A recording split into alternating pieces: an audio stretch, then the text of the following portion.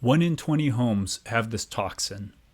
1 in 20 homes, and this is by literature, not by my experience. The literature, the scientific literature, tells us that 1 in 20 homes have this toxin. And if you're one of the approximately 1 in 5 people, the 20% of people who are genetically vulnerable, this toxin can wreak havoc on your system.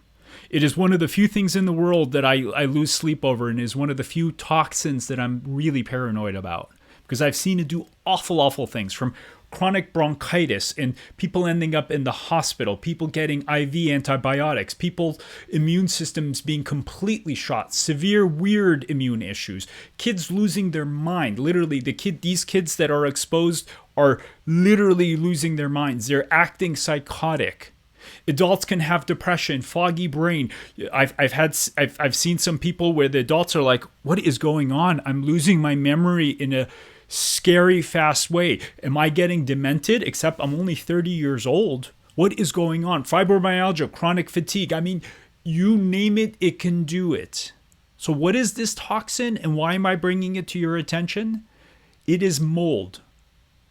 1 in 20 homes, according to the data, some say it's more, some say it's a little bit less, approximately 1 in 20 homes have mold overgrowth. They have mold toxicity. It could be a leak in your roof. It could have been the bathroom that overflowed and still leaking. It could be the front-loading washer that you leave the door closed and there's now fungus growing in the washer.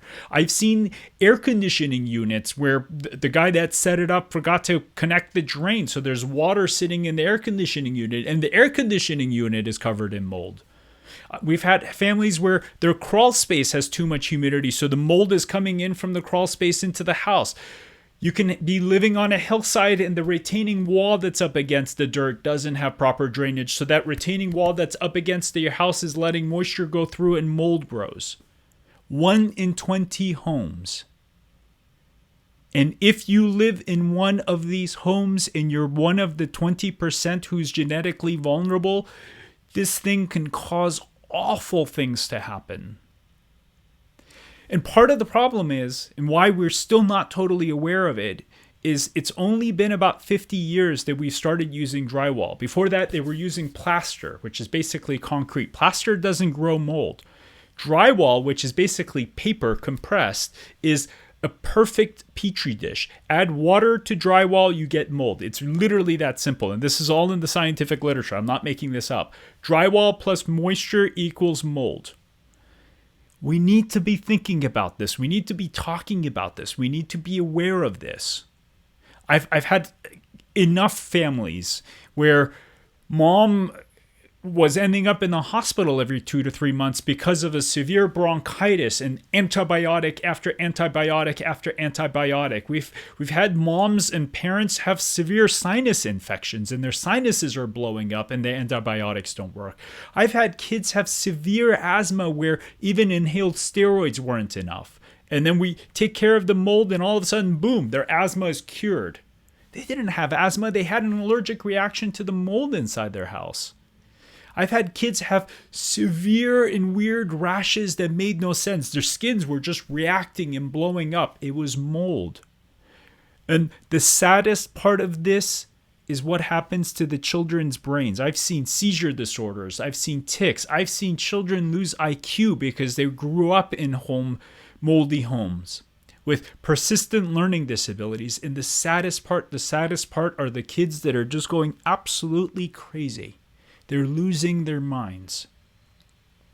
We can do something about this. We can prevent this. We can make sure that people and kids don't suffer unnecessarily. And if you don't believe me, totally cool. Just do a search for mycotoxin neuropsychiatric conditions, mycotoxins bronchitis, mycotoxins asthma, mycotoxins rash. All of this literature is out there. The problem is that somehow that literature has stayed in the science world and hasn't translated into the medical world. And that's what we need to do. We need to take all of this information and make sure everyone knows about this. And that's why I need your help. Help get this message out there. We're going to be posting a lot more information on this. This isn't just a single message.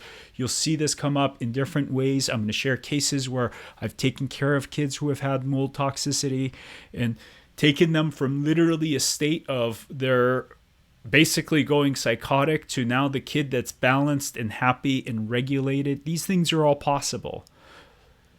If we don't talk about this, the poor people that are in these homes and don't know that they're exposed can have all kinds of autoimmune issues, respiratory issues, cognitive issues, learning issues, anxiety issues, etc.